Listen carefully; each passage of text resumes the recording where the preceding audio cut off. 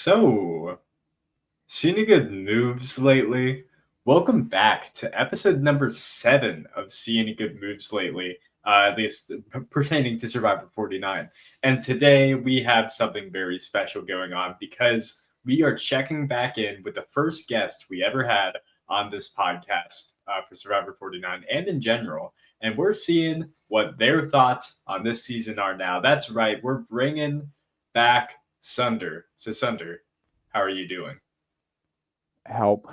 No, I'm doing good. I've been hanging out with some friends and helping run a video game tournament in my wonderful city this weekend. I say that as if my shift today wasn't me clocking in for 20 minutes or for like 30 minutes, helping a bunch of people who already knew what they were going to do and playing a really quick game, get their games done, and then just saying, all right, I'm DQing this guy because I want to go to the War Museum and then leaving. So it's been a good weekend. It's been a good time. It's snowy as hell. I don't know if you're Oh my facing that God. down there. Are you? Yes. Yeah. Um, Yes. well, in my city actually specifically, um, there was the Major League Soccer Championship, I think, or Hmm. soccer championship happening. Like professional teams, they were playing it out. There's a crazy clip going around online of a guy hitting a bicycle kick in the weather out here. It's a blizzard, Wow. and they got these Yeah. guys playing regular ass soccer in it. Yeah. Not No. me. I respect the hustle though. I was just saying before we went on the podcast that I got home from work probably, I don't know, 10, 15 minutes ago. And here in the great city of Cincinnati, Ohio, um, it's the first snow of the year or of the season Mhm. happening right now. And it's not nothing. It's Yeah, come down and I had to drive through the ice and the snow back home. But you know what? It's worth it because this podcast is worth it for us all. Let me ask you, Sunder, since the last time that we did this, last time it was episode one, is kind of like, well, it's episode one. But since then, the season is happening. So let me ask you, what do you think of the season as it's happening? What do you think right now? I will be so honest. I've kind of missed a couple episodes. Life's been busy. I've been working Wednesdays.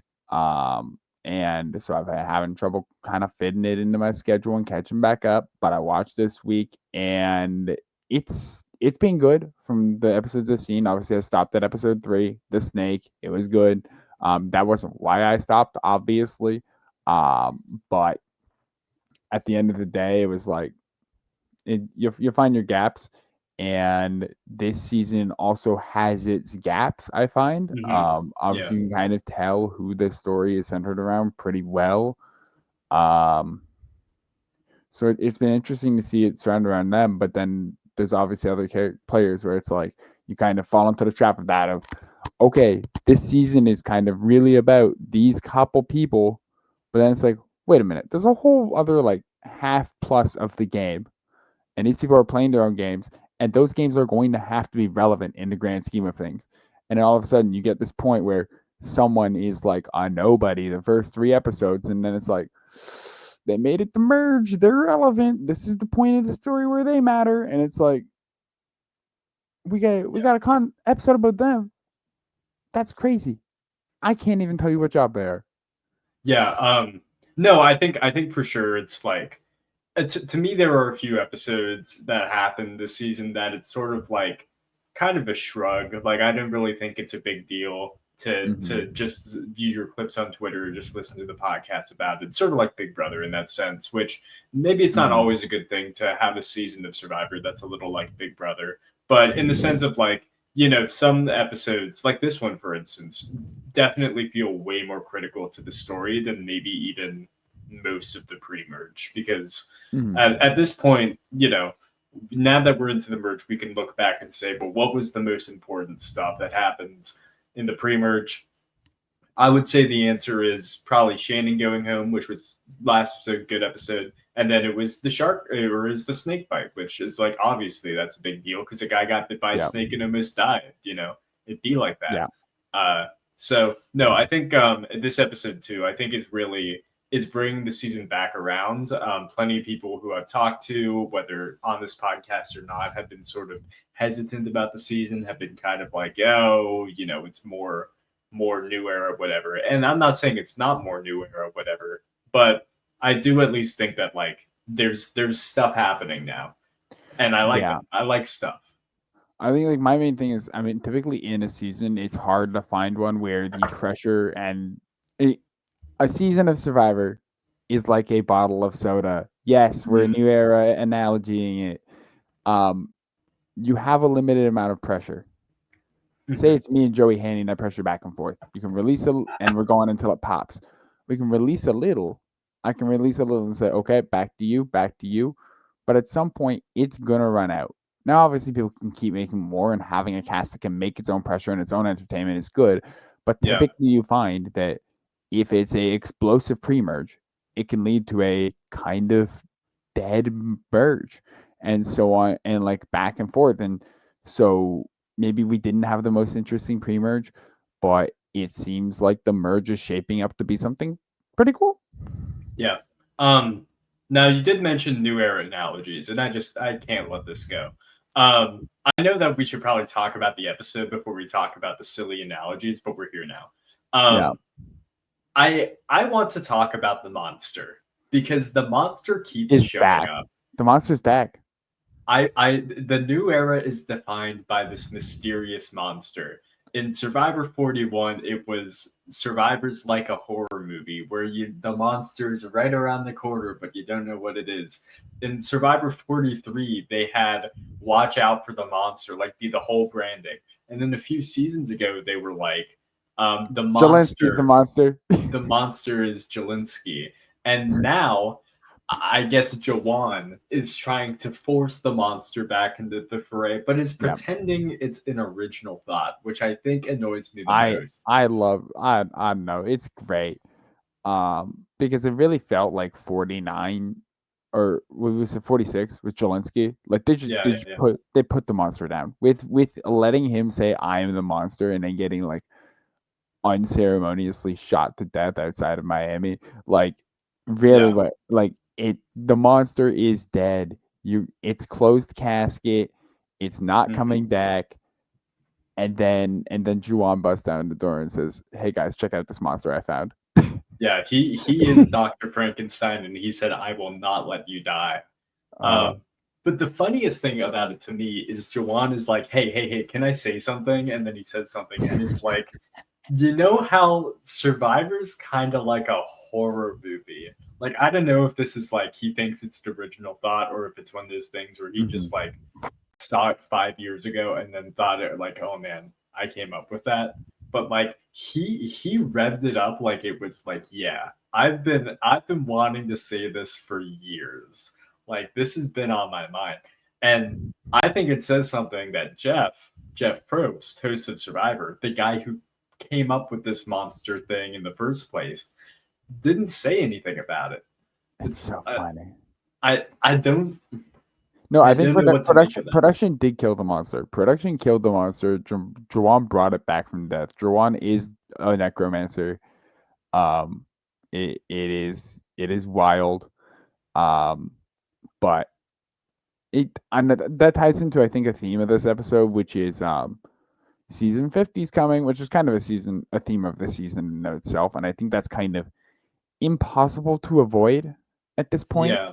I with mean, like it's the been way the show impossible works. to avoid talking about on this podcast, so we It's can been talk about it too. So, it's been impossible to avoid in general, right? Just in the way mhm. that it is with a season as monumental as 50, it's going to happen. It's going to be a thing that people are going to talk about, and like I don't know. I'm glad they're not just playing in the dark of like, oops, someone might end up on 50. Like Jeff is honest about it, and we can kind of at least discern, okay, seeing it in there and seeing them talk about and putting confessionals of some of us might make it to 50. Maybe I should make Mhm. a big move here because of that. And you can kind of see, like, okay, who's making a big move because they think it's going to benefit their game, and who's making a big move. It allows you kind of analyze the effectiveness of moves, right? Because, like, Yeah, for at sure. least you can say here, it's like, this move might actually be hasty. Why would it be hasty?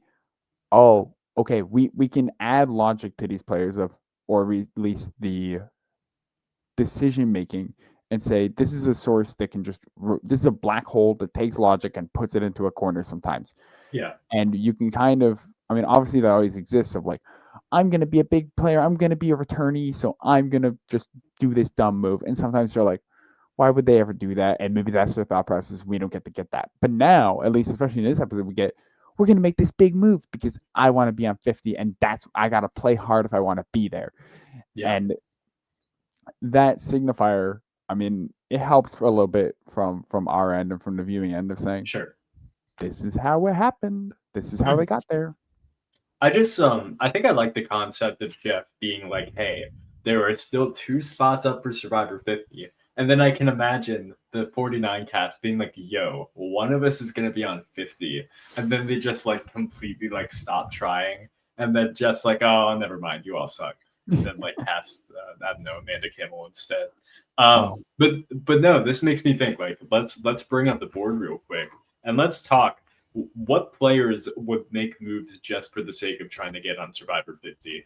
well, we have an Oh, answer for one. I It's Sophie.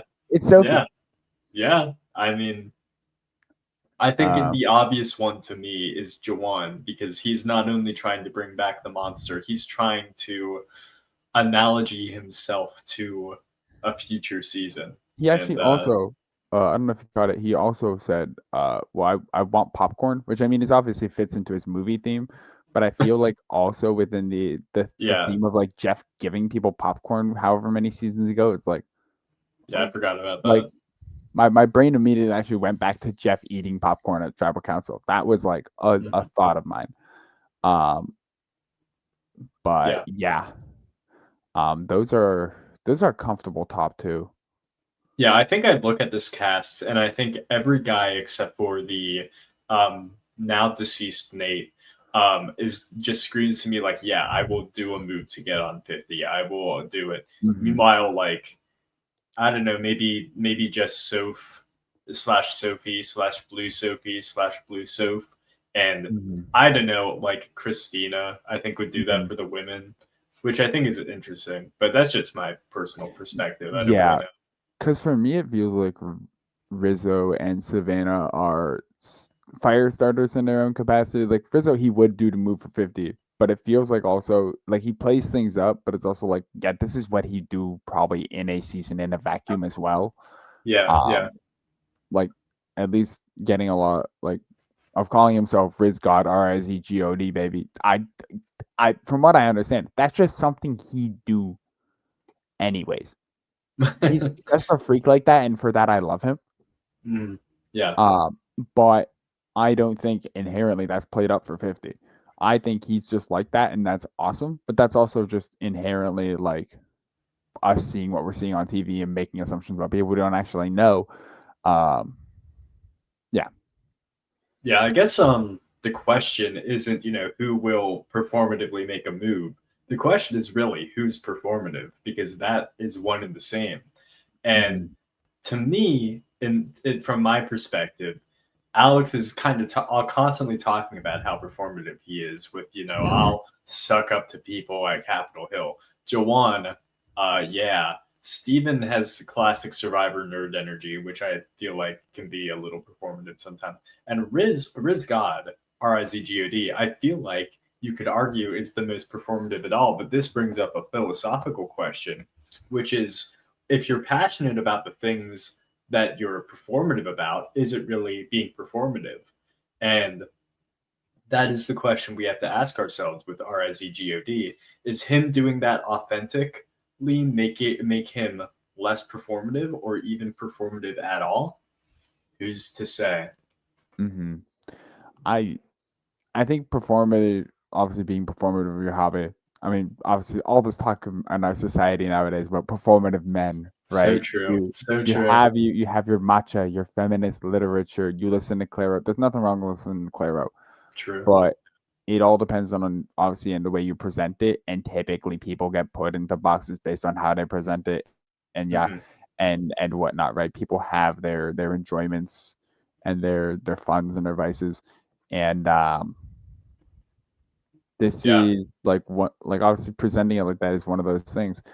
And I like you can only just judge by the way they present it. And I just don't feel and I feel like yeah, it just has to be at a case by case basis. Yeah.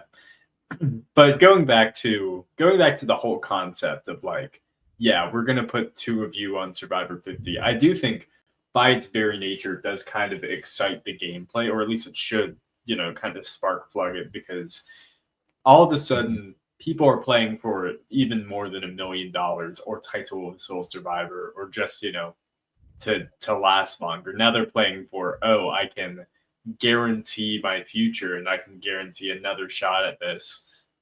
Which almost makes me wonder if like more contestants are going to be okay flaming out as long as it's in like a big flashy way.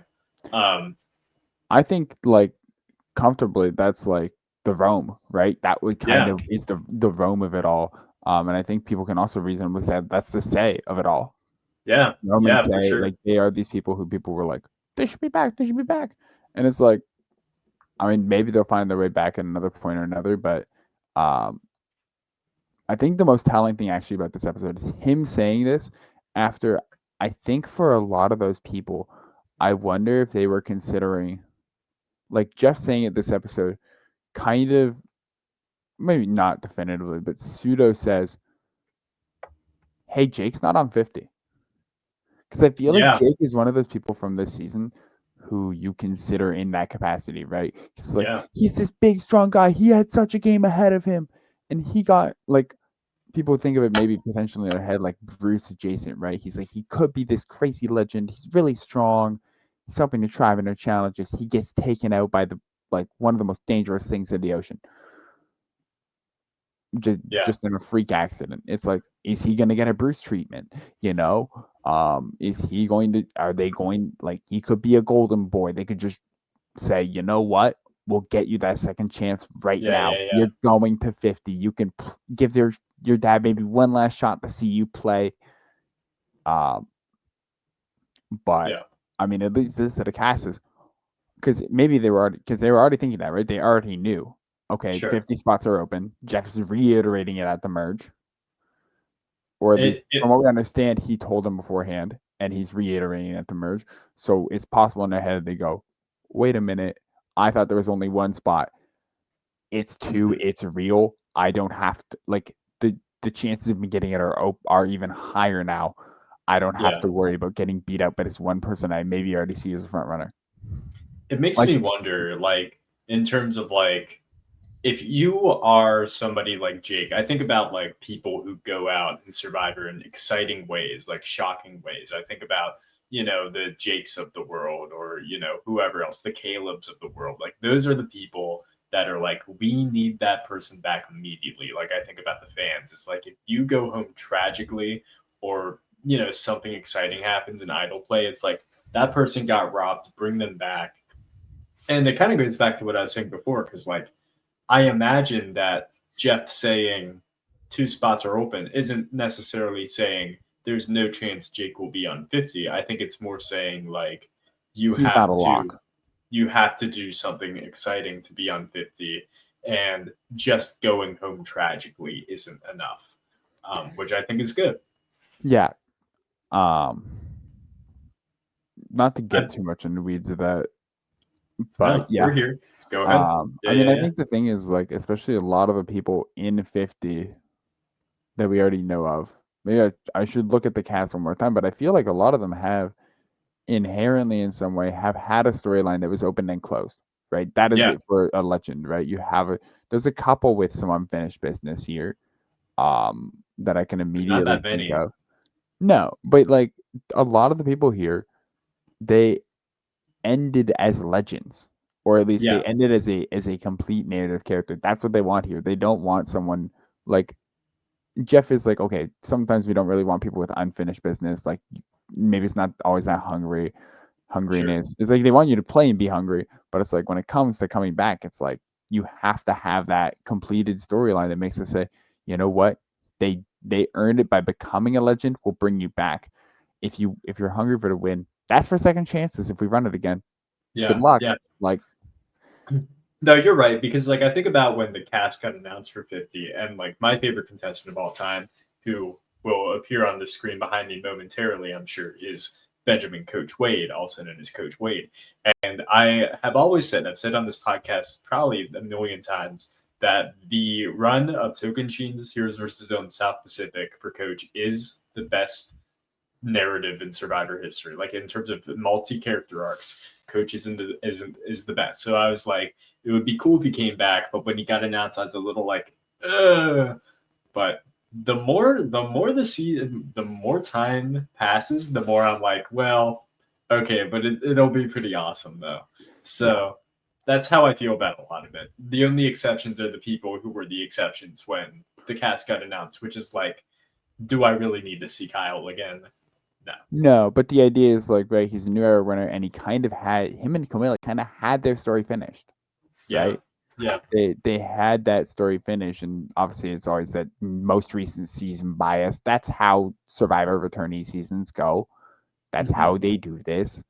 But I'm thinking also like someone like Emily Flippin, right? I liked Emily Flippin in her first season. She'll probably be great again. But Emily's narrative was started and completed on season 45. It, This it is is going it, to be a chapter that inherently, in my mind, was unnecessary. it is interesting how that works because I know we talked about this when 48 was airing, but it rings true to today, which is all the other contestants on the season except for the people from 48 and now the two people from 49, their seasons were designed with the idea of like, yeah, this is wherever they go home, that's the end of their story. So how are we going to wrap it up in a neat little bow tie? And part of the reason why 48 kind of freaking is bad sometimes is they didn't want to do that because they knew that Joe was going to be back and they knew Camilla was going to be back and they knew Kyle was going to be back. Yeah. So you gotta have something, a tease towards the future almost. You know Um, what? What it's gonna be so good when someone goes and starts the show and they say, I want to watch some seasons, and someone says, oh my gosh, 50 was so good, you have to get to it. And they go, mhm. oh, there's a bunch of these people here, and they say, yeah, here's the required viewing. You jump through seasons, maybe you only hit a couple of the new eras, but it's like you have to watch the 3 season line of 48, 49, 50. That's probably going to hit like crack. That as a binge Yeah, of like say 2 weeks of 2, 3 weeks of just mainlining season back good to back point. to back might unfortunate as this might have to say, the streaming might have ruined the way that we view it. Of like, it is now a consecutive like 3 season block of like, this could be more entertaining. That being said, it probably doesn't fix the bad parts of 48. It probably won't fix the bad parts of 49, but it Yeah. will recontextualize some stuff and the framing of it all that hopefully will make it more palatable. But I do think yeah. that that's true though, is like the nature of like what makes a Survivor season good, or really the way Survivor seasons are constructed are way more designed for streaming than they ever Mhm. have been. I think about, I've been thinking a lot about Banu recently. Shouts out to Banu. Yes. Um, and the reason why is because I think about like his 3 episode run of pure Banu-ness. And it's like I remember at the time when it was airing live, it was like we are in the midst of torture. Mhm. Survivor 46 is the torture season of Survivor, and we can't get away from Banu. All he wants is a million hearts. But now you think about sort of how I feel about him and how others feel about him. It's kind of like, boy, that was kind of funny, wasn't it? And I think part of that is just the nature of looking back on things. But I also think part of it is the nature of like when you look at these seasons, they aren't designed for week to week viewing anymore. I don't think that's in mind. I think more people, or at least it's probably similar numbers to who streams it versus who watches it live. I mean, that's just me talking out my butt, but it's true. Um, I mean, I know I got into Survivor, we got into Survivor through watching it on streaming, through binging Heroes versus Villains, and being like, I remember Coach, I remember Tyson, I remember, and being like, that's awesome. Well, you know Uh, how many players nowadays go and say, I applied because I went because I like say even especially from like post like immediately post COVID, they said during COVID, I binged Survivor. I watched so many seasons. I watched it all. I loved it all. I that's what wanted to Jake be said. here. Right? Yeah, That's what Jake said. That's what Danny McRae said. That's what all these yeah. other people said. Like a bunch. It's a enough of a phenomenon. A bunch of people said it. The streaming Survivor helped them get back into it, Hmm. and or at least was reason for them to be on the show. You know, you have something happen. It's like, oh, flip open Paramount Plus, watch all these seasons. You know, like that kind of thing. And it's Yeah. like, or even you flip open Pluto TV, like me this week. Um, Yeah.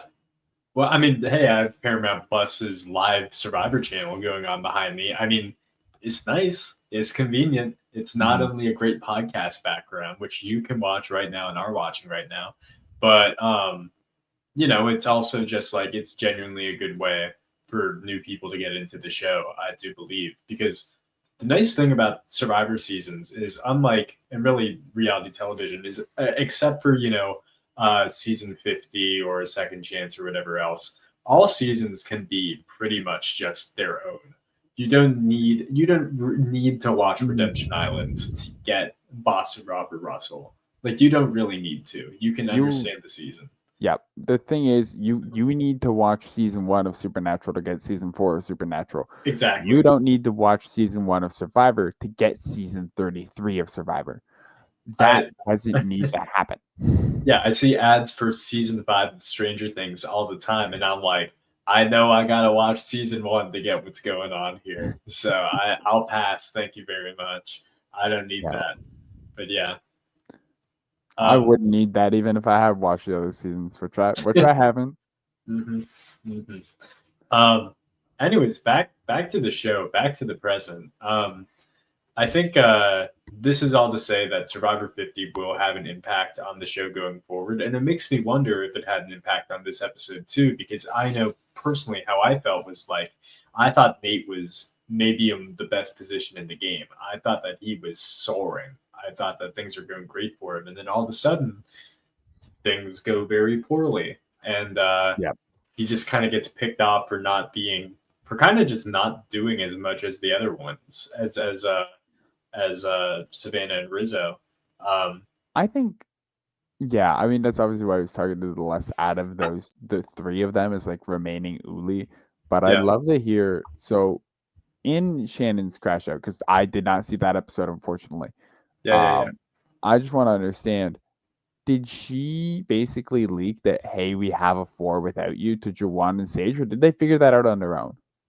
I think I think they figured that out on their own. Okay. Nothing was made explicitly clear in any of the episodes about, like, you know, at least from Jawan, of him being like, I don't, I feel on the bottom, where Sage is saying that, but I think Sage is just like, yeah, I get the vibe, and so Shannon had this whole cult thing, and she was definitely upset to still be on a tribe with me after the swap, and for Jawan, it was like, people have been telling me on Hina that I've been at the bottom, basically, since the swap happened. Like Jason was saying that to him and things like that. And he was like, I'll stick with them anyways. But Oh, yeah. Sorry, I forgot about the two. I missed the two tribes as well. I've mhm. been a bad fan. My bad. So that makes some sense here, especially given that. Yeah, wasn't he a consideration for that vote or for one of the votes at some Yeah, point? I mean, he was a backup. Yeah, yeah, yeah. Yeah. So, So that, I mean, in retrospect, makes a lot of sense. mhm. Um, and like, I mean, yeah, they put two and two together, and you kind of see the way in which like having your alliance of four, right? Making your alliance of four, if you're not also keeping those people at the bottom placated, if an opportunity comes, things are gonna happen. Yeah. Um, and we saw that really with Nate here, right? Because you thought Nate was in a great position, but the moment this episode started, I was like, oh, they're not in a good position at all, actually. Ooh. I think the turning point was, the last episode happens. Shannon gets blindsided. Our favorite cult leader goes home. Hmm. Um, and the question is, okay, what are we going to do now? Or what are Steven and Sage and Jawan going to do now? And at first, when they were like, we're going to come together and we're going to be the bottom, whatever, the bottom trio or whatever, Bottoms up, bottoms up. bottoms up. Yeah, yeah, yeah, bottoms up. And we're gonna do that. I was like, okay, they're naming their alliance once again. Another Big Brother thing. It's over. They're not. There there They're were there were a couple big brotherisms, but I also dare I say, I think that's also just maybe this is the org player in me saying everything's related to that. Yeah, I I mean that could find be it too. I Yeah, find that the presence of online survivor space is inherently, at least being someone who plays on Discord, if you make a channel of 3 people or more, typically you're like, let's name this, because yeah, it's like people are always like, oh, give it a name, have it be an iconic alliance, whatever. And so that, like, at least for me, like, it's like weird because on a show they have their culture of like, it's like these people, whatever, or even it's like very simple, like the strong six or something. sure. Yeah, Whereas like for this, it was very, very weird. Like, at least in orgs, it's like, oh yeah, that's like the graham crackers. yeah, Um, yeah, yeah. My gimmick was naming when I played them years ago. My gimmick was naming them all after bread. So it'd be the oh, bread alliance. We'd get this bread, then it'd be the wheat thing, and then the rye because we're Riley awesome. I don't know, stupid stuff like that. I'm a very stupid person. Um, Regardless, I think there's truth to that because I think about like you think about Carolyn. She's probably the most famous Survivor player who's an active org player. I don't know if she still is, but at least was. People are calling Sage Carolyn too. So there you go. That's that. yep. That's all you need to know. And you have obviously her playing probably Survivor on a Roblox, and then also Riz God org player, Yeah. but um obviously divorced from that a little bit. At least hasn't given an alliance a name like that. But yeah, I will say Rizgod, Rizgod, sometimes as he's known, being an maybe. org player is the most like, yeah, of course, thing that that but Mhm. possibly ever. I mean, it just makes sense. At times in my life playing orgs, I have been Rizgod myself, believe it or not. Yes. But yeah, definitely the energy for sure. No, I actually in real life have started having the urge to call myself the Sunster whenever something happens. But Yeah. I don't. I saw myself 'cause most of the time it's at my job, and I don't want to have to explain to them why I would internally refer to myself as, let's say, or I would say something that is, that's not good for the Sunster. Um, you're like, Yeah, what the fuck does that mean? I'm like, we don't need to get into that. yeah, it's just me, the Sunster, that's what I've always been called. It's my preferred Mhm. name. Thank you. Um, but yeah, no, I mean this is all to say that like to me the whole named alliance thing was very much like, all right, this is a red flag. I feel like if you're telling me that these three are going to be together forever, I don't think it's going to happen. But then they come up with this super elaborate story of like, yeah, no, we're going to lie and say that it was like she was just going crazy and she was just saying all this stuff and was trying to throw Sage under the bus and or Jawan and blah blah blah and trying to basically play all sides. And then I was like, all right, well really need to get their story straight. And then like Savannah and Rizzo were just like, yeah, that makes sense. Yeah, you know what? Yeah, it was surprising kind of how well it landed because it didn't feel like it was that well put together. And especially, I think the biggest red flag for me was like obviously 100% of like them taking forever to come down from the beach or come Oh my down to the beach. god. That was wild. Like, I don't know, because it's one of those things of like, I understand you don't want to deal with it, but like that's one of those crucial moments in the game where no matter what it is, put your fake face on, go out and lock in, and don't give them a moment to think something's up. They go, oh my gosh, how are you? And John goes, hey, it's been all right. And it's like, I are you it's not just excited for the this is the point of the game where the game is the point. Like, what are we doing here? What talk is about overthinking it because if somebody didn't say what if we actually greet them, then they would have just been all lying next to each other in the shelter and it's like that's not better. That's way less conspicuous than just being like hi or no, whatever like else. your whole point is you want to try to be this double agent, and yet you're thinking it's optimal for me to just stay in the shelter as long as possible before having to say hello to these people. Maybe it's like, okay, I want to take my last moments or whatever before coming out, but it's like I you guess. you had your last moments all week, all morning. Yeah. You got the tree mail. Log in. So I really did not think that the story was gonna work, but I mean, in a sense, poor Shannon for having this arc where she gets blindsided, and then you know I'm sure deep within her soul, back when she was at the pre-merge Ponderosa or whatever, she's like, well, at least they'll know something's up and they'll do something about it. But instead, her whole tribe, who has been in a tight alliance with her for, I don't know, the entire game basically, is just like, yeah, that checks out. I can definitely see Shannon doing that. And boy, that must feel bad. That must be Yeah. I mean, that's the disappointing. thing is they all kind of brought her in as this like she's going to have this persona, but she's going to be a game player, and it's Mhm. like, hmm, yeah, okay. Someone who's going to be a game player starting to tweak makes a lot of sense. And I mean, I guess that means it was a good cover story because it was. But I mean, Yeah. I'm surprised it worked out as well as it did, especially considering like I don't know. I'm just surprised that like that Savannah and Rizzo took that information and didn't consider like, oh, that means that they might flip because they voted with Steven, but instead take that as a, well, I guess them's the breaks. So, Yeah, I mean that's what that story really did was say it's not Steven's fault that Steven is around. It's mhm, Shannon's. It's like very much trying to shift all of the blame off of him and off of basically the rest of the players by saying, "Hey, look, according to Jeff, it's hot out here. She self imploded." It's like, okay, that makes a lot of sense. Like again, it is a good cover story for that exact reason. Like it kind of provides this shield of like, okay, we can go back to Uli and you can go back to Hina, but we're going back to Hina with you. And it's like it is enough of a diversion that they don't have to worry about that sort of like, why are you doing this?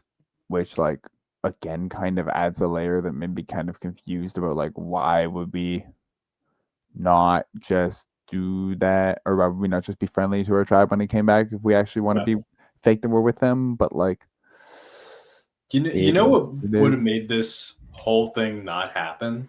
And this is my one idea that I had. The one way to improve the new era, we need one more beach.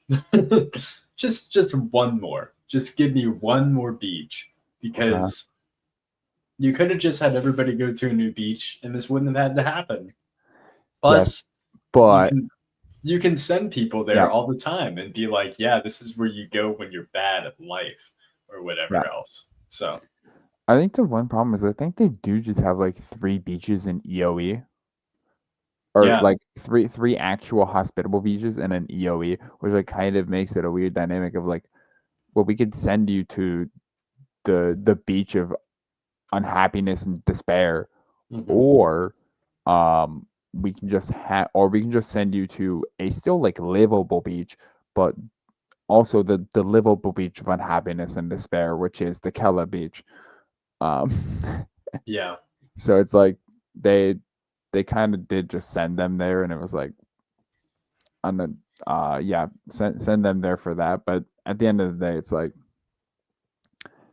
I just no, think I about think inevitably when we get to the finale and Jeff is going to be mm, like, you thought it was easy, but we're going to send you back to the old Uli Beach or whatever else.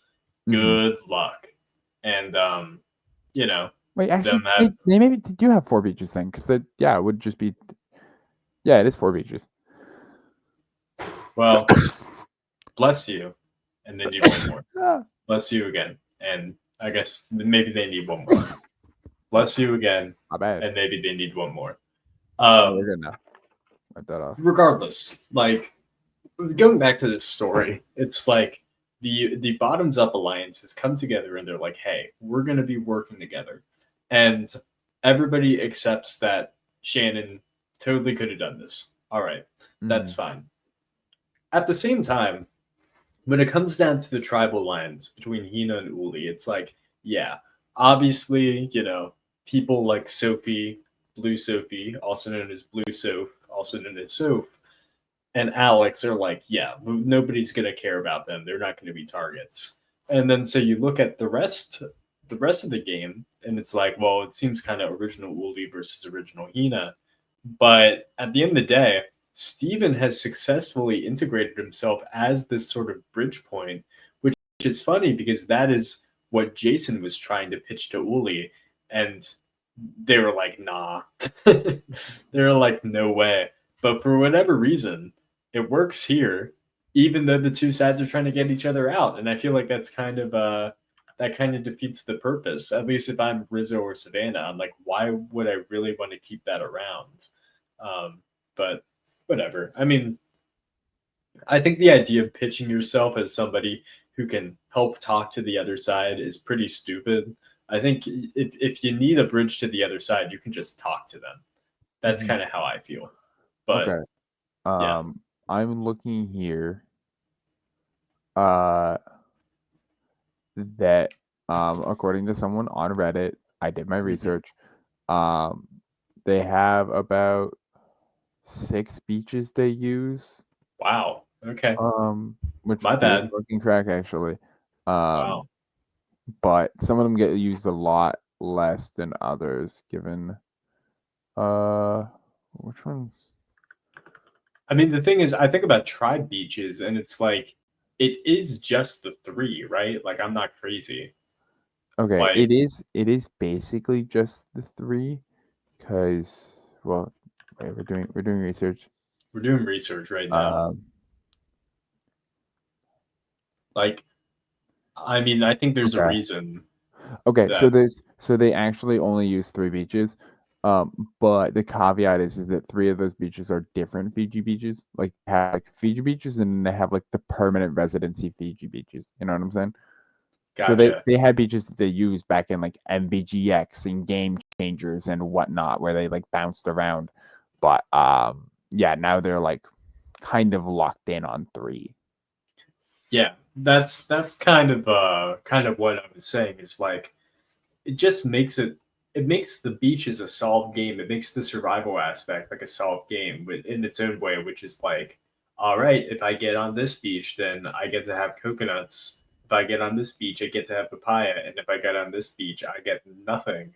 And it's like, depending on your beach, sort of you sort of you can figure out what you need to do to survive based on that and figure out, hey, how screwed am I pretty much. Mm-hmm. um and it's been this way. The whole new era is like, for the most part, there are exceptions, but for the most part, the tribe beach that doesn't have food tends to be the one that struggles. Like they're not winning every challenge.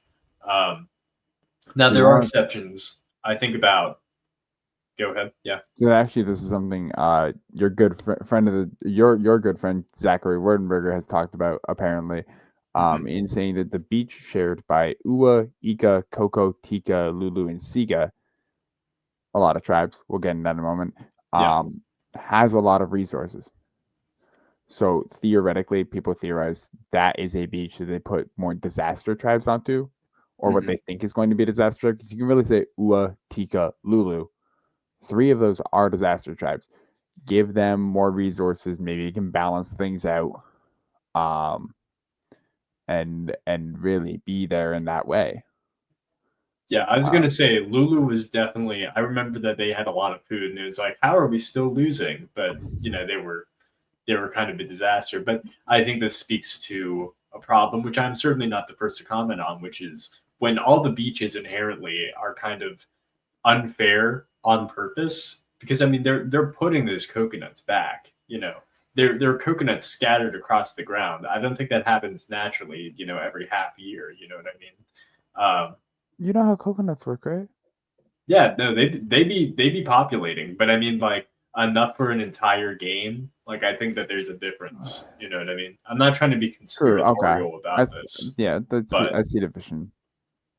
I do think that it's like they will make sure that say contestants don't starve, which is funny Hmm. because Survivor. But I do think that that kind of makes inherently the beach is unfair, and so it's really hard to balance which tribe's actually going to be good. And I'm certain that plays into the uncertainty, the monster of it all, some might say. But I do think it's it's weird. it's just kind of weird in my opinion. I just have to pause and say I'm looking quickly. I my mind is stuck on a picture of the Nuku tribe photo Okay. from Game Yeah, yeah, Changers. That's a tribe of all time. That's genuinely one of the most tribes of all time. And it is just kind of kind of insane to be looking at it. I'm astounded this is a thing that existed. Like, I mean, obviously that cast as a whole was a cast of all time, but like sidetracked by Nuku. yeah. Well, let's make sure the audience knows what you're talking about. Um, Yeah, look at this cast. Look so at we this have bundle. this Sari Fields, JT, Andrea, Brad Culpepper, Sierra Don Thomas, Ozzy, Debbie, Ty, Sarah, and Zeke. I would say most of those are great players, but Yeah, there but it's so are, weird to see them because again, like you have JT with this like pseudo shit. Like he shaved like 3 days ago. He yeah. shaved 3 days ago and it's growing in, and he's trying to mug us. He's trying to do this silly face. Ozzy's got his hair tied up. Look at his Obviously, face. Look Ozzy, at his expression. yeah, his hair's tied up and he's got a face going on. Brad Culpepper is really stunting, but he's oiled up. An- Andrea's kind of just she's slumping. She's like, I'm here again. Cerie's like, I am gonna put on a show. Uh, Debbie's Debbie. Um, Ty is it's candid, it's beautiful. The problem is this isn't a candid shot. Hmm. Um, Sarah, she looks kind of scared. I don't know. There's something going on there. I can't really piece it out. Yeah. Zeke is stunning. Sierra Dunn Thomas though, she thinks this is a solo photo. It's Yeah. just like her and Sari kind of have these her, Sari and Brad kind of have these solo poses going on, which is leading to the disjointed feel of the back. And again, JT heard them say, do a silly one. No one else heard this. Wow. No, this is an image. I'm glad we're talking about this right now. No, I This definitely is think relevant to season 49. This is this is relevant to season relevant. 50.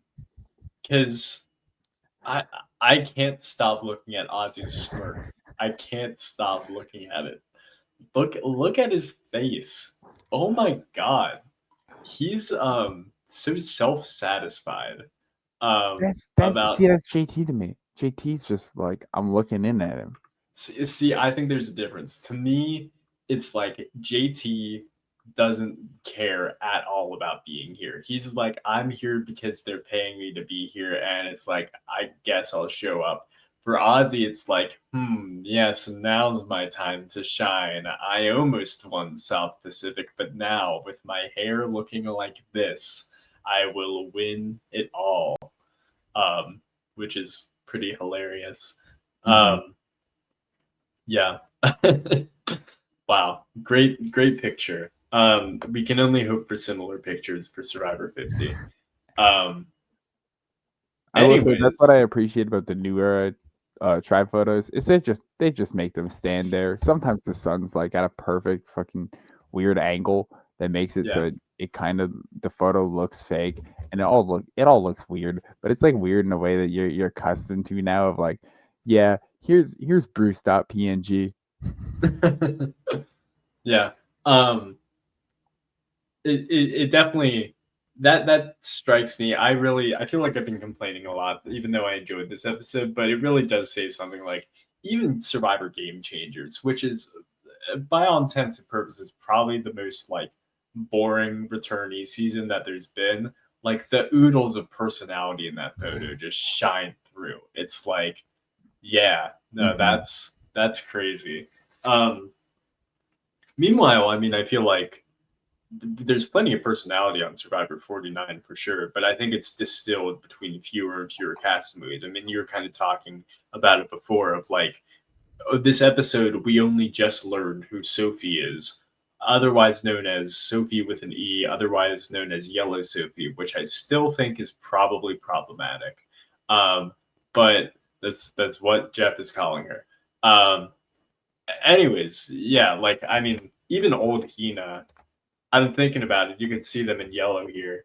Or no, you can't see them in yellow. You've seen You the know, show. one, two, three, four. It's like Christina, no, we still really don't have a personality for her. I mean, we do, but we don't. Sophie with an E, same thing. And then MC and Steven are like getting there. MC had a big episode this time around, and Camp Rock. Steven is here. Um, but yeah, I don't know. Meanwhile, Nate, Sophie with an I, Sage, Savannah, Rizzo, Jawan, and Alex.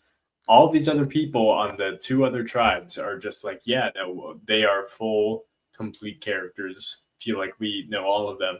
And I was really expecting things to kind of change. Like, we got a lot more Sophie screen time this episode, but it Mhm. wasn't. I feel like a lot of it was just trying to paint sort of what Hina thinks about this whole thing, what Sophie's side thinks about this whole thing, and Yeah. what their plan is, instead of like, by the way, here's who I am. Um, It is. I will say it's kind of wild. We get a lot of this Savannah content, but them never being like, we need to get her. mhm, Because it's like MC being like, well, Savannah needs to go. Savannah's kind of giving me the heebie-jeebies, mhm, and then you have Sage saying Savannah needs to go. Like the way Savannah operates is very clean cut, presented to every player. It feels like it's been presented to the audience that the players know, yeah, or some of the players are in on the jig of like, because especially Sage saying, "Oh, Savannah tried to come back to me and run her shtick." The way she talks is like, this is how she gets you on her side, and then you see her try to go for that with MC, and then obviously MC kind of like realize is just kind of like, I don't give a fuck right now, mhm, yeah. but I it's like, are we gonna see that work again? Because obviously MC, like, do they just see her as like she's trying really hard, but they just don't care enough to like shoot for that right now? Because like they know, I don't know, it's weird. yeah, I was thinking about this earlier when the episode was airing about like, why would you get rid of somebody like Nate instead of somebody like Savannah, who is actively not on your side? And I think it comes down to just the idea of like the enemy you know. If you know Savannah is Mhm. going to be against you, and you know that she's going to, you know, be Savannah, if you know her gameplay, you know what she's going to do, then she's not the biggest threat if you can maintain her threat level and know what she's going to do. Now, that can easily come back and bite you. I think the most obvious Mhm. example in Survivor history is like Tony. Like, oh man, Tony's chaotic, but like we know he's chaotic, and Mhm. we'd rather get rid of somebody like, I don't know, I don't even know who else. Somebody else who isn't as big of a threat seemingly, but like we don't know what they're gonna do. A wild card. And I think part of it is also just comes down to Rizzo had an idol, and I guess it must have been very obvious that Rizzo and Savannah had something going on, and Nate, whether he just because he was older or not, was more on the outside of it and wouldn't likely have an idol played for him. Or maybe they just expected, hey, Savannah's kind of the obvious target here. Let's just not go after the obvious target right now. I don't know. There's a whole lot of like wrinkles to it, which is fun. I like a wrinkle, but yeah. Overall, I think it's kind of just like Savannah is more of a known entity than Nate, which Mhm. I think is true and I think makes sense. Mhm. Um. Yeah. I don't feel any objections to that. Yeah.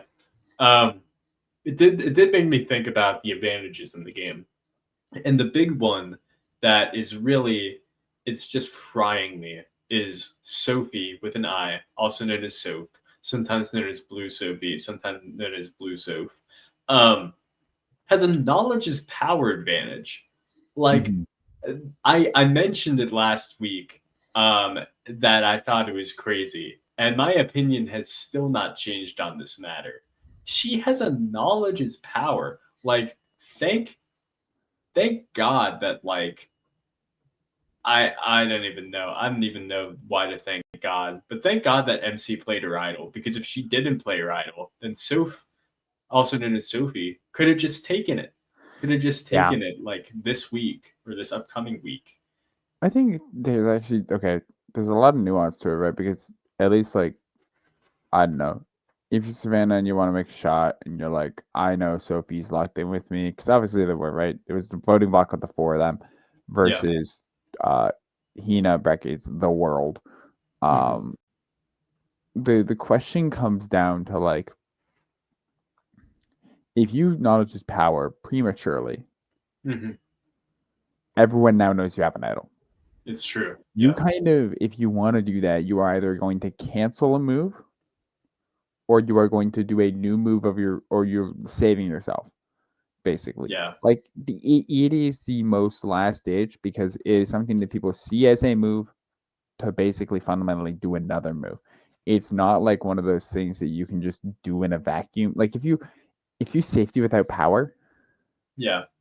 then everyone goes, that could have just been and they weren't targeted. Everyone's like, that's kind of a wash of an advantage. If you Sure. use the knowledge's power and you hit, It's that crazy. everything balloons exponentially. The game is fundamentally shifted in a large fashion, right?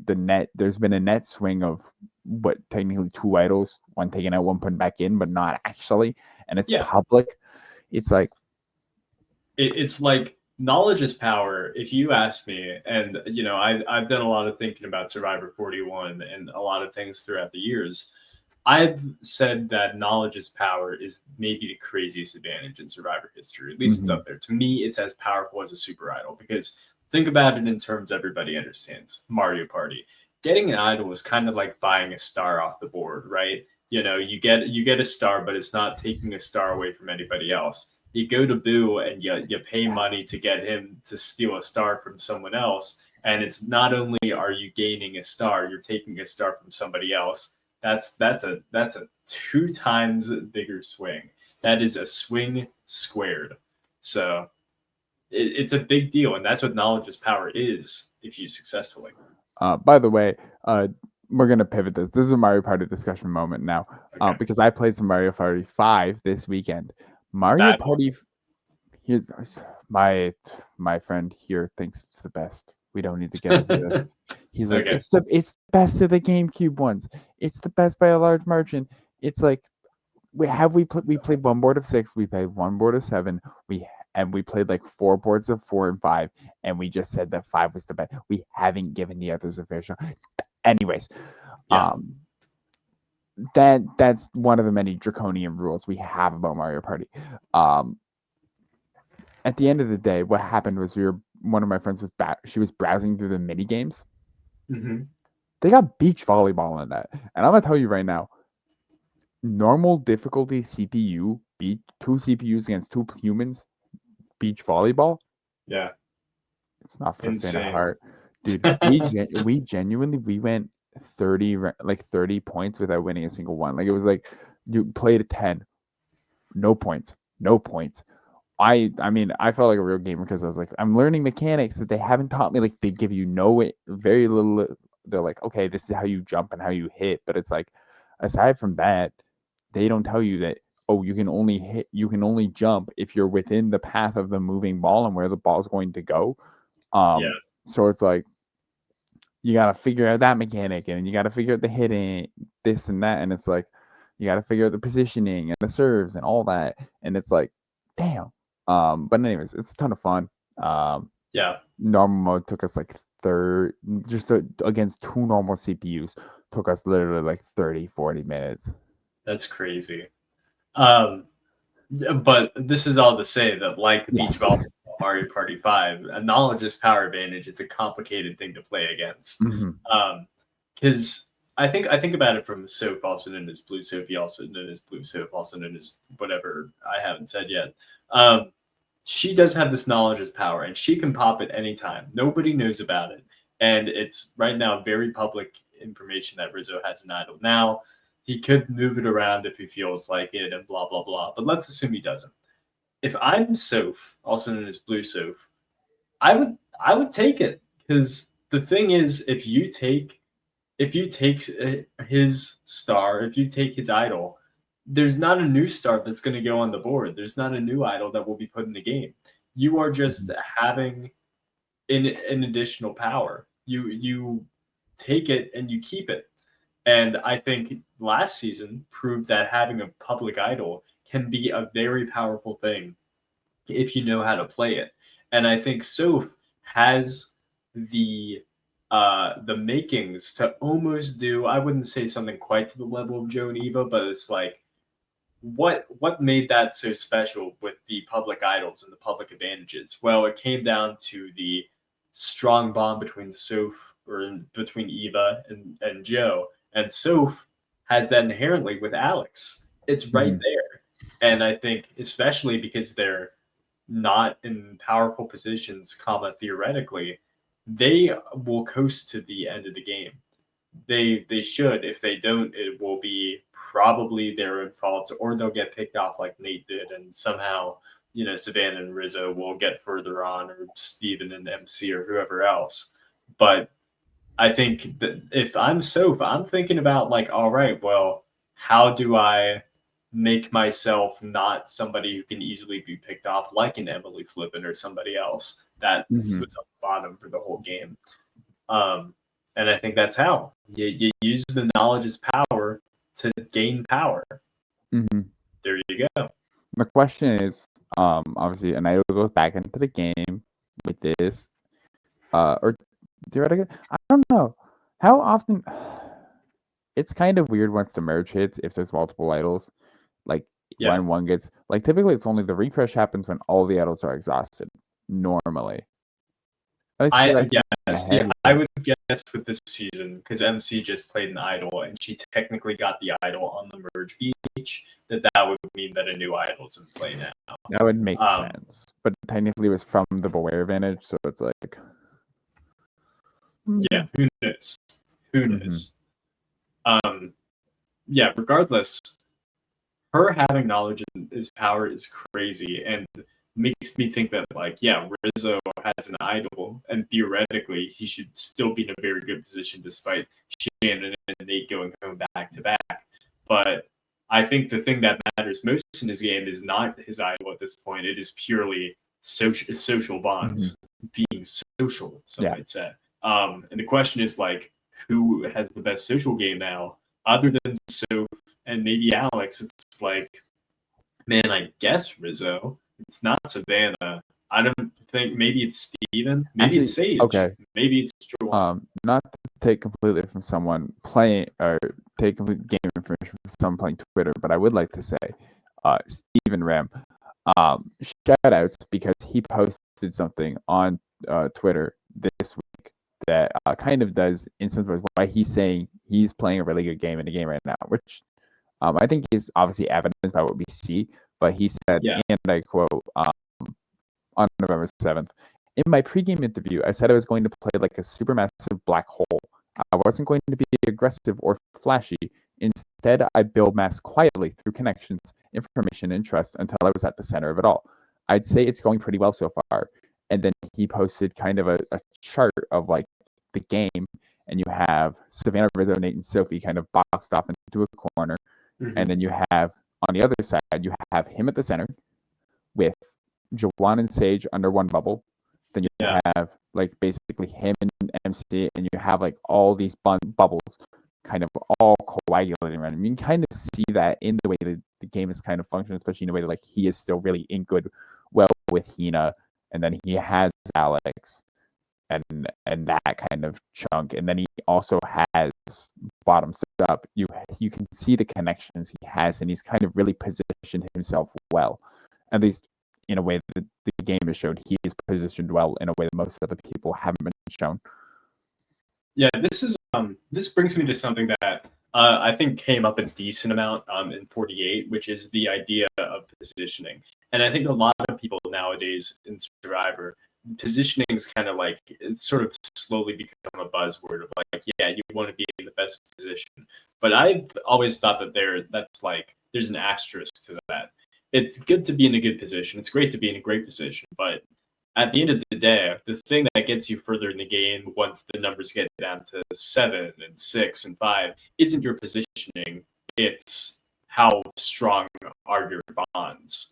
And I think that is the number one reason why the final four in 48 was Kyle, Camilla, Joe, and Eva, and not, say, Shaheen, who seems to be in a great position for a lot of the game, was positioning, can only get you so far. And with the K on your side, who already has a stronger bond with somebody else, and keep them on your side.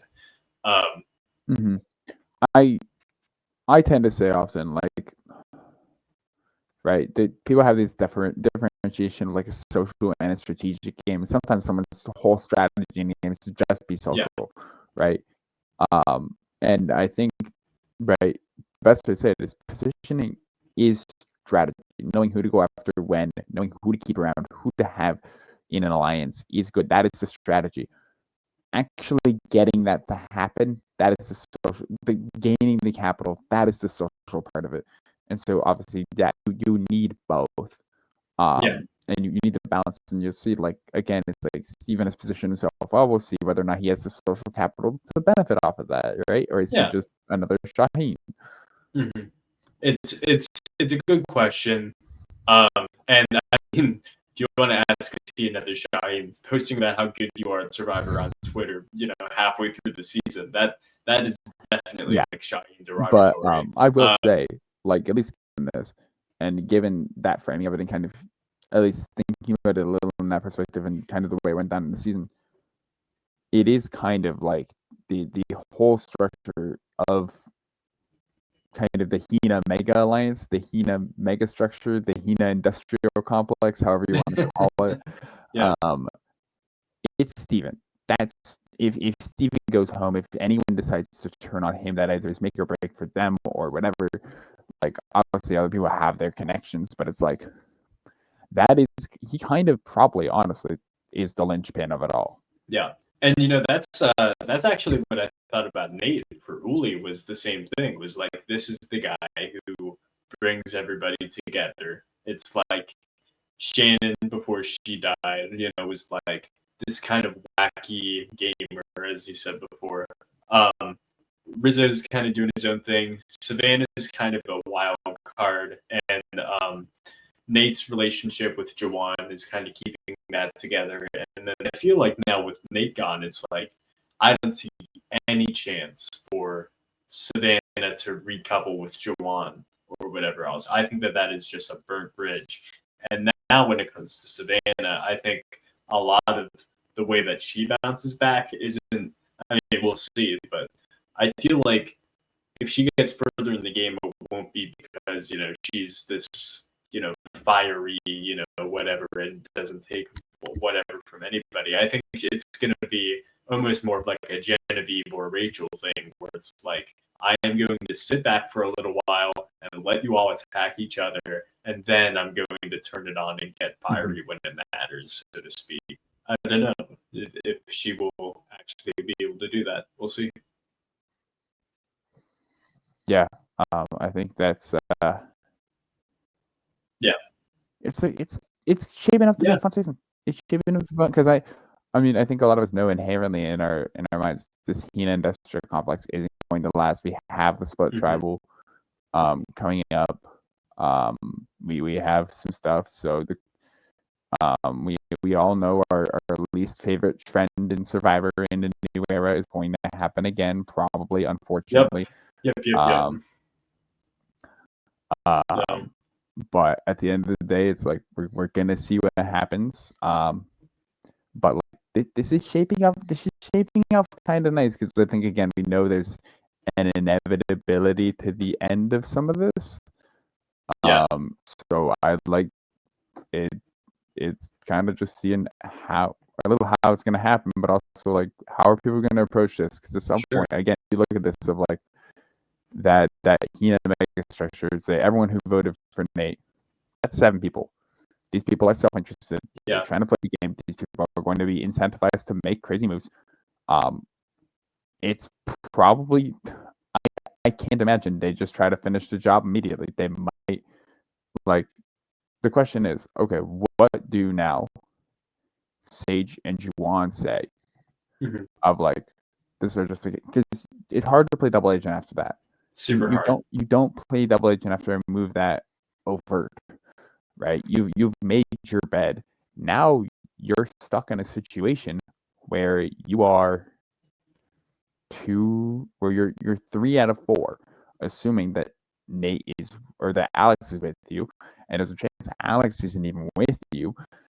And so at the end of the day, right, it's like you're with old Uli, or you're with old Hina. What's going on? Because eventually you're gonna say, who do we try to pull off? How do we try to flip this? Is there going to be a contingent that tries to kind of snake its way around? Yeah. Because the lines were going to be drawn kind of no matter what. It was just basically playing the middle to find what side you were going to be on.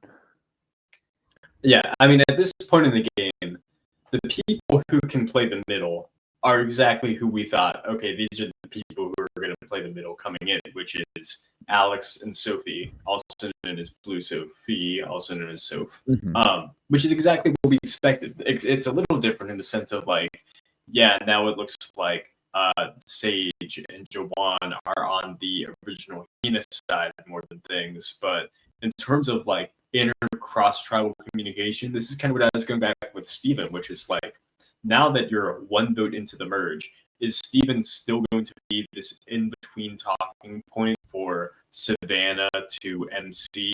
No, I don't think so. And especially after this last episode, it shouldn't be, because that's something we need to talk about is Savannah trying to take MC's advantage. That was pretty crazy. I think honestly, the thing is MC knows she was laying it on thin to Savannah. Or Savannah was laying it on thin to MC. MC was responding thin back. Savannah's like, okay, I'm gonna leave you alone. MC's like, okay, she's leaving me alone finally. Thank God. Does MC have any actual incentive to believe that Savannah's not telling people? Like, this should probably in some capacity, right? Because she probably would told someone it gets to Jawan, it gets back. Surely it should basically be. I mean, MC played it right, but there's no reason now. There was no reason for MC to just be like, you know what, fuck you. Like, I should just get you out, because at some point it's you saying actively, look, I don't want you to have this advantage. I want you to. Yeah. I inherently want you to have less power in this game. And as much as it's like keep your friends close, your enemies closer, I'm also a big proponent of finishing your food. Sure. If something's getting started, it's like one of those things of like just get it done. That is a person where maybe you can say, look, say the end comes around, and it's like, look, I didn't try to bolt. We made decisions. We live by them. I finished you up because we made a bad impression, and I wanted to lock in. Yeah. And I wanted to get further. That's something you can say to someone at the end. I don't know how much they believe it, but it's better than that than like, well, I beat around the bush for like 3 cycles with you, saying that like I'd eventually flip to your side, but then like I didn't, because it just didn't like immediately benefit me, and I kind of backed out of it. So like I just kind of played my side the whole time. So like I talked to you, we had some really good conversations, but like, you know, we kind of worked against each other the whole time, even though there's like no pretenses of it. And it's like, if you try to get someone out, you just say, I'm going to finish my food. I want them out. Yeah. I think more than anything, having a defined enemy, I was about to say, yeah. Having a defined enemy means a couple of things, right? It's a potential smoke screen, for yourself, mostly for other people. It can honestly almost, if people don't want to immediately go for it, I mean, I think actually in a more fluid game, if it's a one-on-one of like Uli versus Hina, it's kind of rough to have that, because at that point it's like, well, if we're gonna shoot for someone, we might as well shoot for her so that we make you happy, and if we're gonna shoot for them, like, because they're not gonna want to work for us, we're gonna have you, whatever. So it's like, okay, maybe that's not the best scenario, but in a more fluid game, you could see theoretically, right? Having that other person means there's a chance that people say, okay, they're beefing. Let's use this smoke screen to make a big move. But then, you know what that means? They're not going at one of the two sides going against each other. There has to be 2 votes going in different directions that don't get people out if you're going to do, say, a 3-way vote. If you're going to do a split vote to get someone out, or you're going to do a big move like that, there's 2 people who aren't going home. Basically setting yourself up as, look, we're 2 who are going home, and then say 3 cycles later saying, yo, we're still your best. Let's lock. No one's gonna expect it. Let's lock it in. Mm-hmm. Yeah, and it makes How do me you do wonder if that is something that will almost accidentally happen with Mhm. MC and Savannah, which is like these two have basically, thanks to Savannah, are now pitted Mhm. against each other. Um, and the question is, as long as it's obvious that hey, Target over somebody like Nate, over somebody like Mhm. even I don't know, like Alex, who's kind of in between. You know, I can see that for both sides, or for MC's side, I should say, that it's like Savannah is that enemy that they know, even if she's Mhm. kind of chaotic. I think it comes back to what you're saying. Like now we're at the situation where they they haven't finished the food that was in front of them, which is Savannah, and now she's probably going to stick around for a while because of it. I don't think that they're going to go right back and be like, yeah, now's the time for us to eat that scrap back up or But whatever else.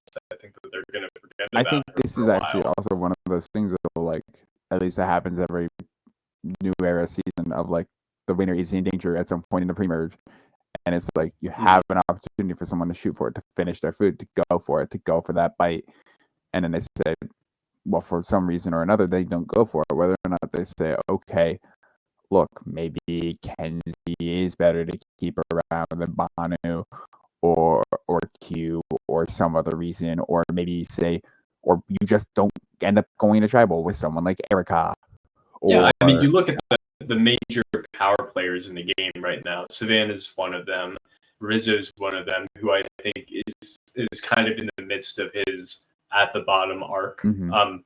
I think Sophie had it by having the tribal council after Jake went home, where it was her and Alex and Jeremiah figuring out who goes home between them. And I think Steven just got out of his as well with the Shannon vote. And it's like the only major players who haven't really had that tumultuous thing are Jawan, who I would be very surprised if he wins, and maybe Sage, I don't but know. I don't know. Juwan and Sage are always tumultuous because it's kind of like if Uli goes to tribal, they're the tribal does. You know, it Yeah, was like which of them is going to go, especially once that yeah. four got And, locked in. and Savannah was saying, I want Jawan to go over and over and over again. But when it came to when the tribe actually lost, it was always all right. Let's get rid of Matt or Jason, and not really Yeah, Jawan. Is pretty cut and dry. I mean So that's the thing. I Is don't like know. Juwan was always the second option, but it's like if you're going Uli versus It's an Tina, option. yeah, Yeah. that's the thing, right? It's like okay, now you have these moments where like they're aiming shots and then they're pulling they're pulling away, Yeah. and then and then that means that the other person is getting a shot and they're aiming their sights on them, and then they pull away, and so it's this really weird thing where you kind of have this like proxy war going on, where it's like Yeah. I want you out, but I don't actually want you out, and it's like what are we actually gaining here? Mm-hmm. It's a good question. It's a good question. It's just I guess it's a really weird voting block thing almost, except it's not a voting block. It's really just like a silent agreement. Like you got me, I got you. Yeah, yeah, yeah. But on the download though. Mhm. Yeah. We have survivor token sheets going on behind me, and whenever these things get brought up, which I feel like has honestly happened a fair amount in the new era, I always think about to the failed Taj Brendan, Sierra, Stephen Fishback alliance of cross tribe. Like we'll keep each other's names safe. We'll keep them out of your mouth, even though we're on different sides. And did that end up working? No, it didn't. And I think there's a big difference between that and like last season with Kyle and Camilla, where it's like, yeah, they're a secret alliance, comma or whatever, the most secret alliance that's ever happened. But at the same time, they were on the same starting tribe, so they inherently were already Yeah, together at some point. And I think that is, I don't know, like Christina and uh Savannah all of a sudden decided, you know what, we're best friends and we're going to run the table, even though we've never talked to each other before. So yeah. I don't know. No, I It's think weird. that's absolutely the case, and it's like it's weird because you look at something like what happened in Token Teams, and you say if they get one swap, if they get a single swap, that alliance gets so much power. Mm-hmm. Yeah, for And sure. swaps have been something that happen in the game, and it's like you can play your game and these strategies, and these mechanics that just don't end up showing up in your season, right? Or do end up showing up. Say if you're in a new era and you're playing around it being 3 tribes all the way to merge, it's like them throwing in a swap is going to kind of twist you up, and obviously they probably could have just randomized it of just like every season is something new, but I think having them set expectations allows them to break them, because that's kind of the same. It's actually a twist if people start planning for one situation and a new one shows up. It's not actually a twist if it's one of 3 possible situations that can show up. It's just something people are going to try to expand their game around in 3 directions, right? They're going to spread themselves thin. But if they think we aren't swapping to merge after a bunch of times of it, like, okay, someone has to get conditioned in order for it to be a blind side. You can't just blindside someone without emotion. It's like if we had never had a relationship, me not just lying to you and then not voting with you, that's not a blindside. You probably never expected me to trust you in the first place. Yeah. So, as much as it was like, okay, New Era Survivor got bland, they kind of have to give themselves a little bit of situation to say, well, in this kind of situation, are you going to actually know what to expect? We might see things that we've never seen in 50, because at this point we've been conditioned into seeing, okay, this is what's going to happen, and then every so often they shift it because for some reason or another. So I think that again, like it's the fighting games of it all. It's the mental game. It's the inner game of tennis. It is that conditioning that at the end of the day, production is playing with both the players and the audience.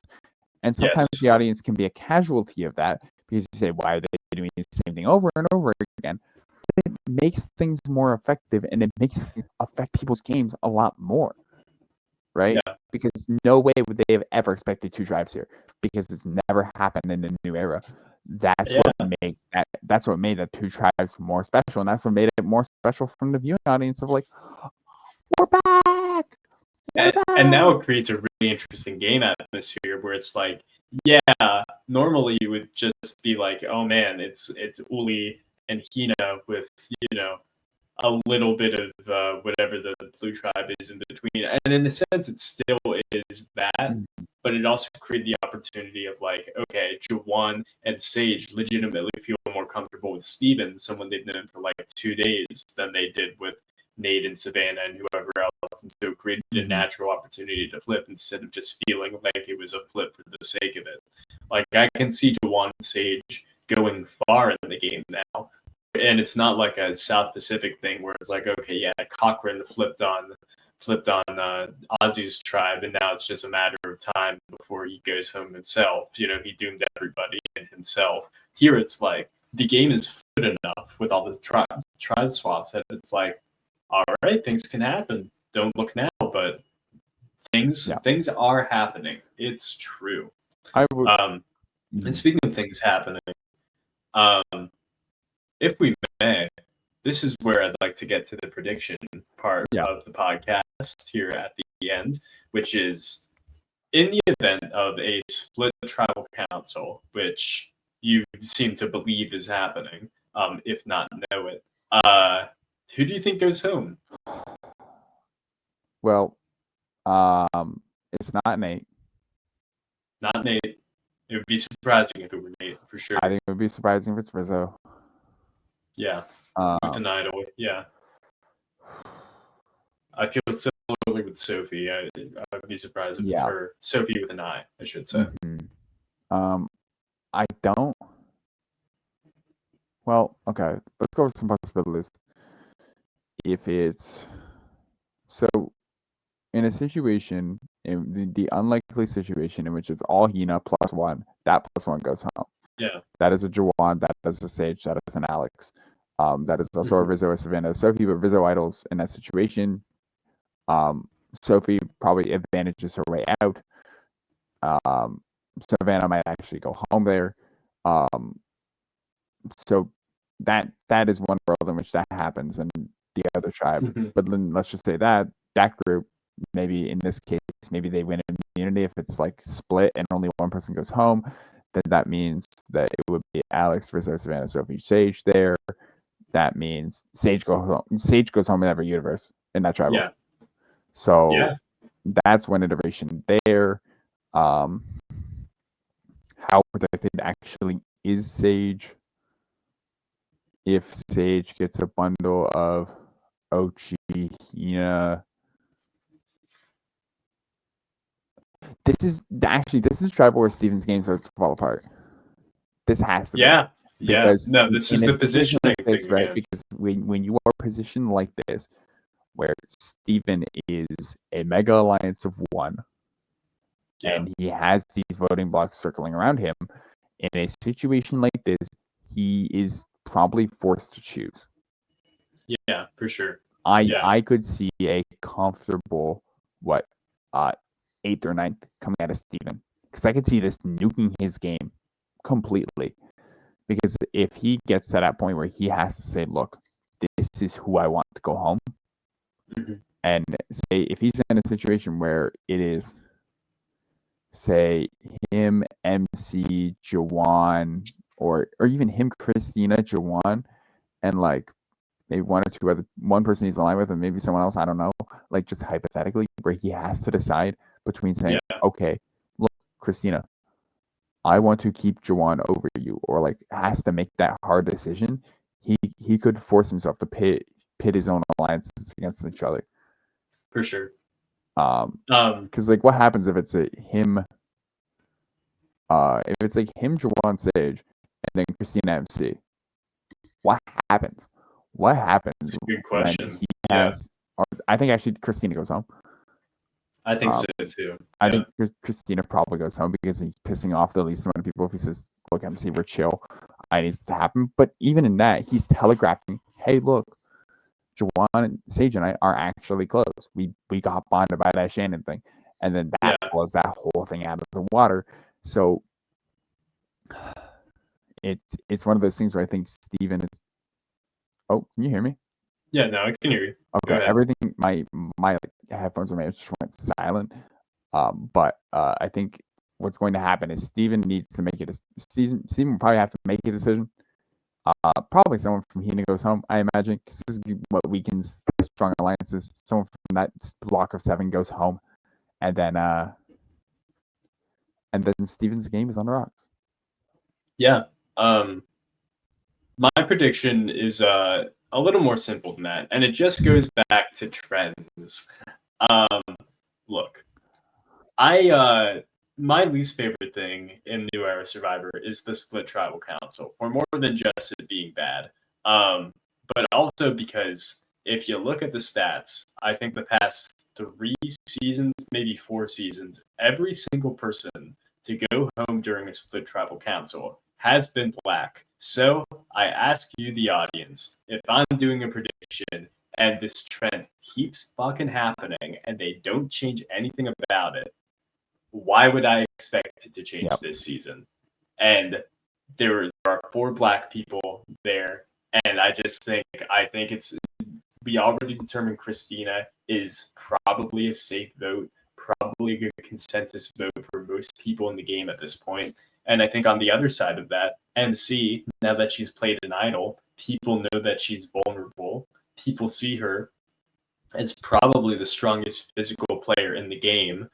I think that if she gets screwed over and it's like Rizzo, Savannah, and Sophie with an I there, I think there's a very easy way. You can even probably convince somebody like Sophie with an E to go after her with the idea of like, this is a threat. She's going to win immunity challenges, which at this point in the game always tends to be an angle people approach it at, is like, this guy or this girl or whoever else can go on an immunity run. We need to get rid of them as soon as possible. Even though going on an immunity run is not easy to do and is always oversold. I mean, if I were on Survivor, I'd do the same thing. I'd be like, yeah, no, MC will beat all of us in challenges. Nudge, nudge, wink, wink. But in reality, like, she wouldn't. This is the time we can get this player out. I think that is where Christina and MC are likely to fall. from my perspective. So that's my Yeah, thought. it's one of those things where unfortunately at the end of the day it is a. I mean, this was the bad statistic we were referring to earlier. Um, it's just people of color go home on Yep, split tribals. Who is the last person to go home in that situation? It was, I mean, who wasn't a person of wasn't. color? I think it was Tori in 42. Yes, Yeah, and it wasn't. I don't think it was shaping up to be Tori. it was gonna be Drea. Yeah, It was going to be Drea, and like even again, we look at and then 41. Like that's the only time, the or only person actually, and who it, Evie, and Evie. yeah, the I was about to say the only person who isn't black who's ever gone home without a black person being the target was Abby, and I believe they were the first person to go home. Yep. So, And so, or again, like person of color, because I think also was it Matt Blankenship had gone home on one of those. Or no, I don't think so. I think he went home wait, before that, um, then if I wait, recall correctly. who was that? Uh, Was it? yeah, Wait, I don't think so because I did research about this somewhat recently, and I think I would have remembered if Matt Blankenship went home, but I mean I could be wrong, of course. Either way, it's definitely a worrying trend, regardless of if hmm Matt is included there or not. Um, hmm so yeah, Oh wait. Oh no, you're right. It was I believe Nasir was the other person to go home in 41. yeah, So it was Nasir. It was Nasir and yeah, Evie. So it's like again, it's just in general, it's people of color. It's an unfortunate statistic. Um, and it's one of those things where it kind of shows that even though you have the diversity initiative, it doesn't solve all the problems. no, not at all. Um, because like that is just one of those things, right? And when you get put into one of these weird situations where twists come up, oh, what a beautiful scene happening behind you. I'm sorry. It's Yeah, this will yeah, this will what a moment that what a moment to coach have this and his conversation. assistant coach. Uh, I love Oh, Survivor. what a moment Um, to have this conversation right next to songs that are key in life and of and and coach getting coached. yeah, But we yeah. love the world and media. But no, it is worrying. It's a worrying trend, and the only thing I can hope for is that this episode will change that to some extent, because hmm I just think the way the game is designed, as Russell Hans would say, the game is flawed if this keeps happening, and it's been happening every time we do this for almost 5 years now. It's almost been 5 years of this. Every time split tribal council, there goes a person of color. Like, hmm that's just how it works. With 42, when Tori went home, I believe two idols had to be played because it was Mary, or no, they didn't have to be played, but were played Yeah, because Marianne played it and Drea played one. So, because um, they realized trends that were happening and they were like, hey, look, whenever and this kind of situation goes on, or even like they saw what was it, Chanel Roxroy, and they yeah. said, when we go home in bundles. And it's like, you know what? hmm I When you're right, you're yeah, right. I mean, that's one Nate of those just things. went home. Nate just went home. Oh, what's gonna happen next? It's Yeah. I see it every season. It happens every season, and so I don't like that. Yeah. It's like you hate like the best prediction to have, unfortunately, is one you don't want to have. It Yeah, is a situation you don't want to see, but the writing gets on the wall. And I mean, hell, even just look at like Survivor 47. John yeah, Lovett went home, and then the next person of color or the next white person to go home was Sierra. That yeah. was you go from first to eighth. It's like that is just one of unfortunately those things that can happen when you have over 50% of the people are of color. Like you have more people going home, and you have a higher likelihood of streaks like that at that And length. But it's one of those things that like it is what it is. and another stat. This one I know off the top of my head. A fun, not so fun fact about split tribal councils and the mergatory, which thankfully we didn't get this season. Um, a white man has never gone home at either of them. Wow. Isn't that crazy? So one thing I can guarantee you, even if, no black people go home for this upcoming split tribal council, one thing I'll Rizzo and guarantee you, Steven are safe. who's not going home? Steven and Rizzo. I Yeah. guarantee you that. So there you go. and it doesn't feel like they can either. It feels like they're protected on all sides. Yeah, So which I yeah. mean, obviously, is not like any factor of the twist. That's just the way the world is. But yeah, Yeah. All right. Well, do you have any other thoughts on the episode you want to get off your chest, or? Oh, people are fine with the Sophie Segretti edit because the Genevieve edit people were fine with the Genevieve edit and still weren't as mad as they should be. Well, Yeah, actually, maybe not as seriously. mad as they should be. Like, even editing is important, especially for stories like this. That now people have the potential that their Kia will get some sort of mother edit that will mean that they'll go home at fifth place with like all the win equity in the world and will reasonably be a legend is like is a possibility now, and means that people are inherently justifying that like they don't actually need to worry that much about Survivor inadequately editing, or rather, as I like to call it, editing like Australian Survivor. Hmm. And so, balanced editing and showing the perspective of everyone is important. Um, Aside from that, unrelated to the show, shout out to the Detroit Pistons. Woot Hmm. woot. Hmm. Um, Shout out to the Detroit Pistons. Shout out to League of Legends Riftbound. And what's one more thing I can shout out? Um, Oh, what's reasonable out there? Uh, shout out to me not blowing my shit smooth off when the Jays lost. That's Yeah. okay. Yeah, I Yeah. think we can say that.